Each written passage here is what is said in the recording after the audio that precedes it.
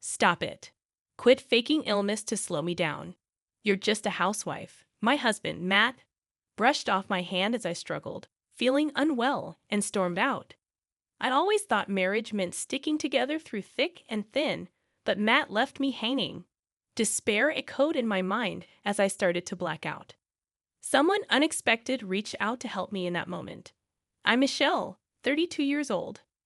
I tied the knot with my husband, also 32, a year ago, and we've been living a regular life since we met at work. He supported my decision to keep working after marriage. With both of us working, we split the household chores.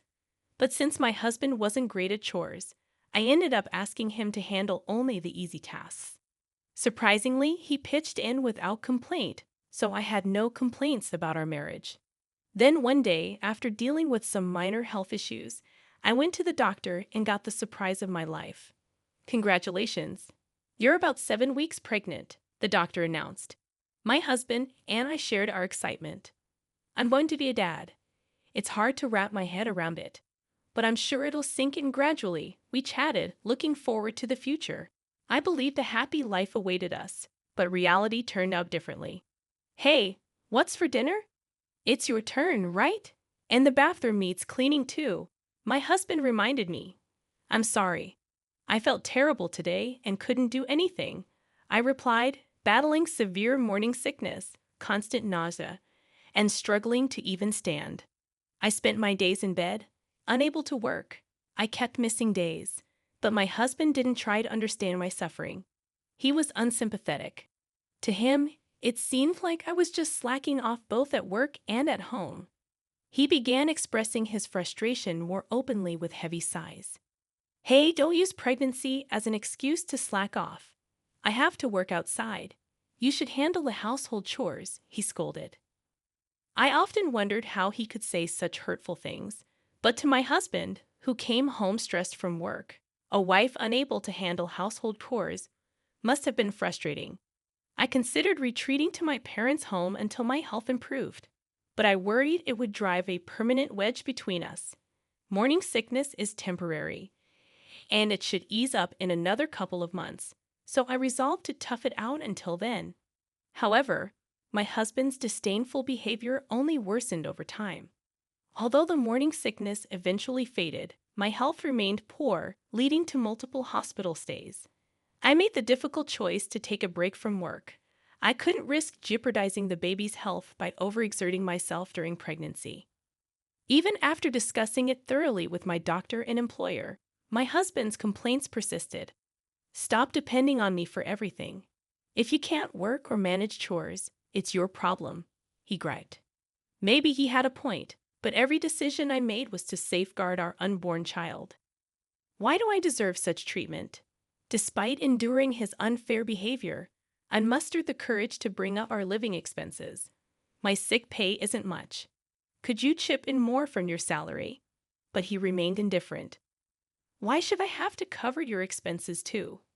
Doubts about my future with this man crept in, and my anxiety grew with each passing day.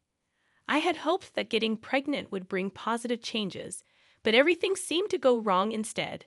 The final blow came from my mother-in-law, Mary. Michelle, how are you feeling? She asked me one day. Mary had raised my husband single-handedly after divorcing when he was young. She's a caring and active person who has always treated me with kindness.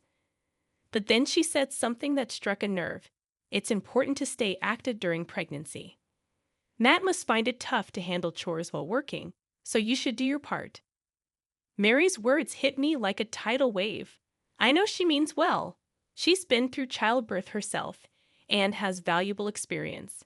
But in that moment, all I could hear was, stop being lazy. Handle all the chores if you're not working. It only made things worse. You're absolutely right, I replied, pretending to agree. I had considered opening up to Mary about my husband's unfair treatment, but her lack of understanding left me feeling even more alone. If you need anything, just let me know, Mary said before ending the call. But I was left feeling unsettled and unresolved. Then came the breaking point. I woke up that morning feeling feverish, battling aches and occasional waves of nausea. Despite my condition, I pushed through and managed to prepare breakfast for my husband. But as I collapsed onto the couch, he looked at me with disdain and remarked, "You don't need to exaggerate how difficult it is." After he left for work, my health took a turn for the worse, and I realized I wouldn't be able to muster the energy to cook dinner. Should I order takeout? I pondered. No, money's tight. I reminded myself. The funds my husband provided barely covered our expenses, and I found myself dipping into savings every month. With the looming medical costs of childbirth, I worried about our financial stability. Summoning the courage, I called my husband. "I'm really not feeling well today. I'm sorry, but I can't manage dinner. Could you grab something on your way home?" His response cut deep. "What? What are you talking about? You're just a housewife." "But I really can't move. If it's shopping, you should handle it.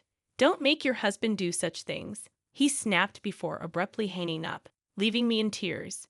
After a while, I heard the door slam open. My husband had returned. "Hey, Matt, what about dinner?" I asked weakly. "I'm heading out for drinks. I'll eat out." "Don't eat dinner?" he dismissed. Feeling feverish and barely able to stand, I pleaded, "I'm really struggling today. I wish you could stay with me." But he brushed me off, saying, "Stop it. Don't get in my way. You're just a housewife. You're probably just faking it as usual," before storming out. Too drained to move, I collapsed at the entrance, silently begging for help in my mind, but the empty house offered no solace. Then, from a distance, I heard a familiar voice calling out to me through the haze of my consciousness, "Stay with me." Who could it be? My consciousness slipped away. When I regained awareness, Mary was by my side, her expression filled with concern as I lay in a hospital bed. "Michelle, oh, thank goodness you're awake," she said with relief. Mary had found me collapsed at home and called an ambulance. "Don't worry, the baby is fine. I'll call the doctor," she'd assured me before quickly leaving the room, wiping away her tears. The doctor informed me that I had severe anemia along with a seasonal cold, which posed risks for the baby. Despite feeling feverish, I was shocked to hear that I had a high fever upon arrival at the hospital. "But how?" Mary questioned me, explaining that she had come over to reprimand me for supposedly slacking off on household chores. After hearing constant complaints from my husband, she decided to check on me and found me collapsed at the entrance. "I'm sorry. I acted harshly without listening to your side," Mary admitted, expressing regret for her earlier judgment. However, there was another reason for her visit.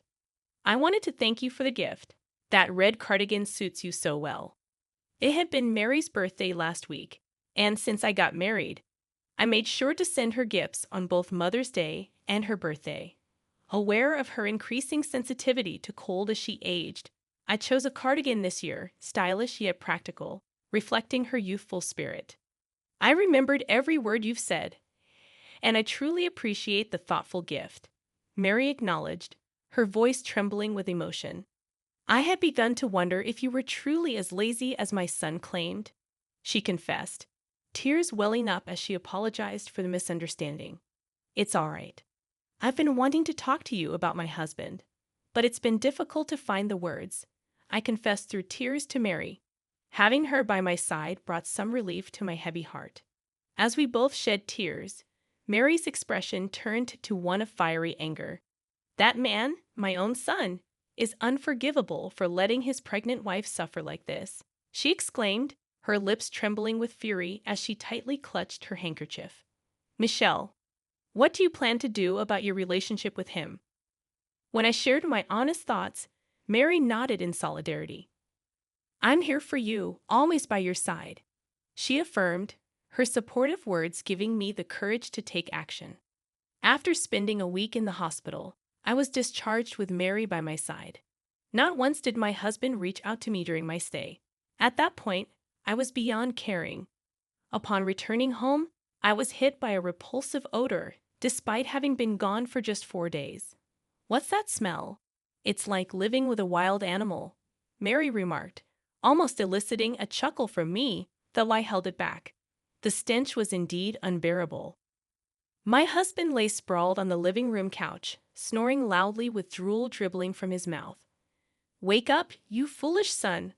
Mary's voice echoed through the room, startling my husband awake instantly. "Huh, Mom, you—" My husband began to protest, but Mary cut him off sharply. Michelle was in the hospital. "What's with this mess? Even a zoo would be cleaner." Mary's observation hit home. In just a week, our home had descended into chaos. Empty beer bottles and food scraps cluttered the sink, damp towels and underwear were strewn about, and the floor was sticky with spilled substances. "It's worse than a zoo. What kind of life have you been living?"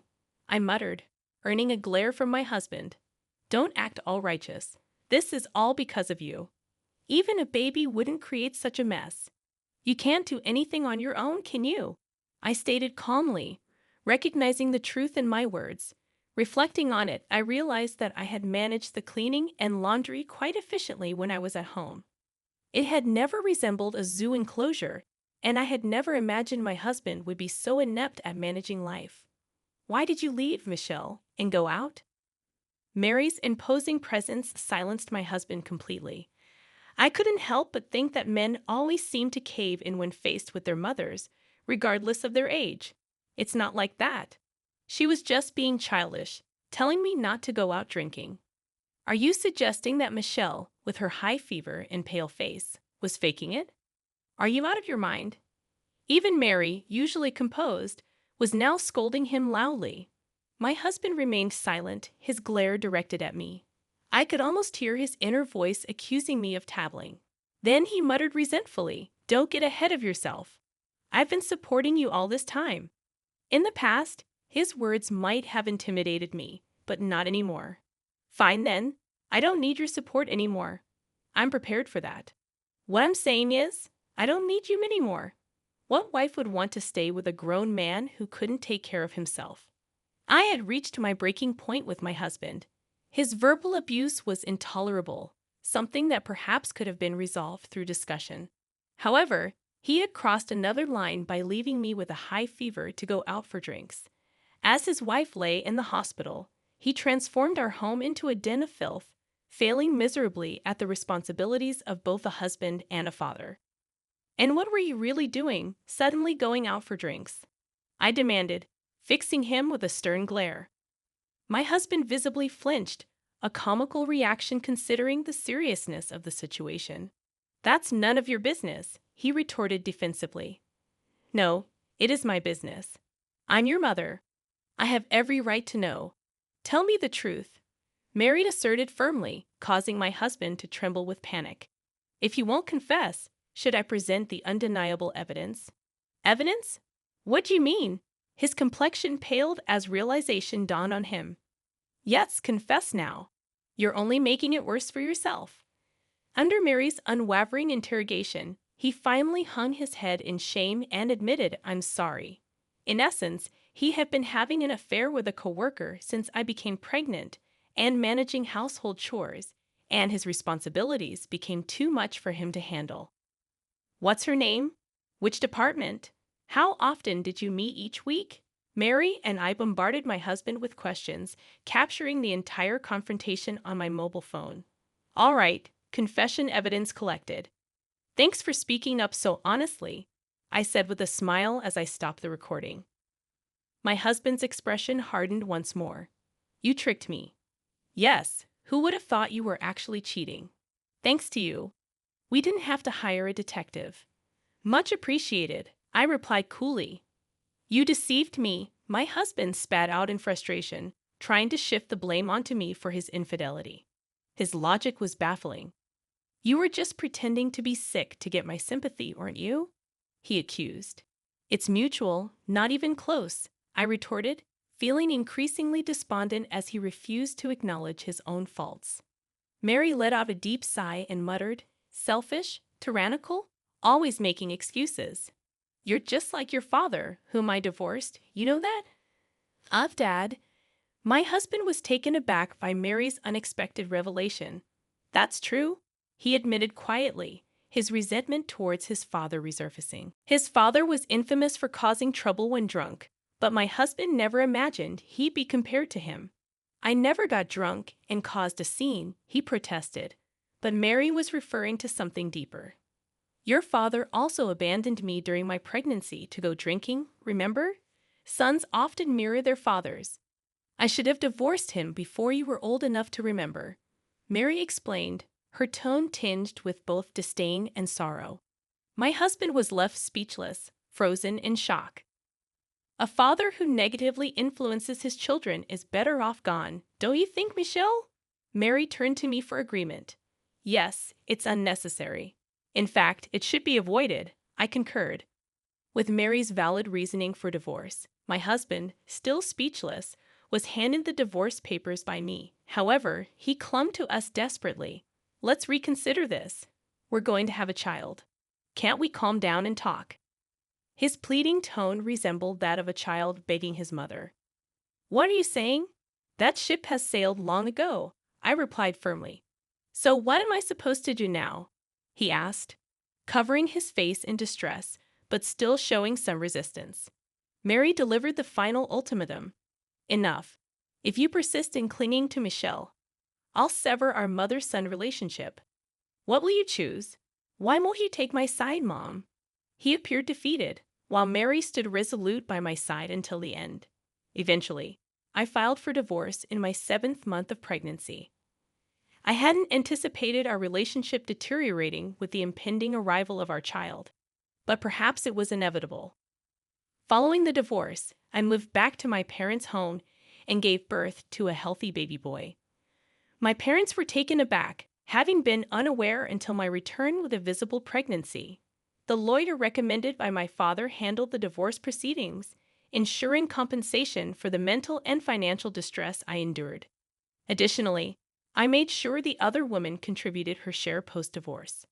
Despite my ex-husband's repeated visits to my parents' house, pleading to see the child, I responded with biting sarcasm. When will you fulfill your child support obligations? To which he nonsensically replied, we don't need that. We're family, we belong together. What nonsense.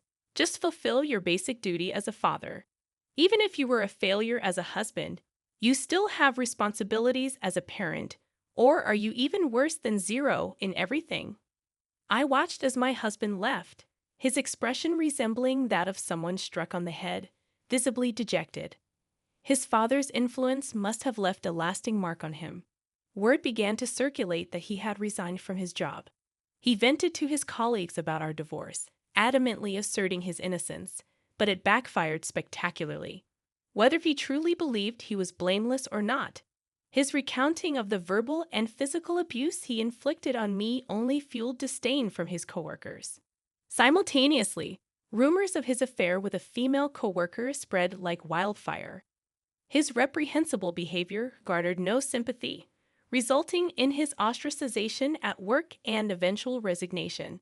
Despite his delusions of reconciliation, I harbored no such intentions. Michelle, are you planning to return to work soon? How's your health? A concerned acquaintance inquired. Yes, I'm much better now. I need to work for the sake of my little one. I replied resolutely, that's what being a dependable mom entails. Unbeknownst to my ex-husband, I occasionally meet with Mary and my child. Initially hesitant, Mary insisted that we were strangers after the divorce, but upon hearing my heartfelt gratitude, she gladly held my son. Please guide me as a fellow single mother, I implored. Leave it to me. Let's support each other like comrades or detectives who've vanquished a villain, she responded with a warm smile. Somehow, Mary and I have forged a closer bond than ever before. It's not a bad relationship at all, but at times, I can't help but worry. You're just like your father, Mary's words echo in my mind. Will my child follow in his father's footsteps one day? Is blood truly thicker than water? It's futile to dwell on such thoughts now. It's a concern for the distant future. However, I am resolved to instill in him the values of righteousness, kindness, and empathy. My son is simply my son, nothing more, nothing less. As a mother, my sole purpose is to dedicate my life to nurturing him. As the winter sun gently pierces the cold sky, it feels as though nature itself is cheering me on.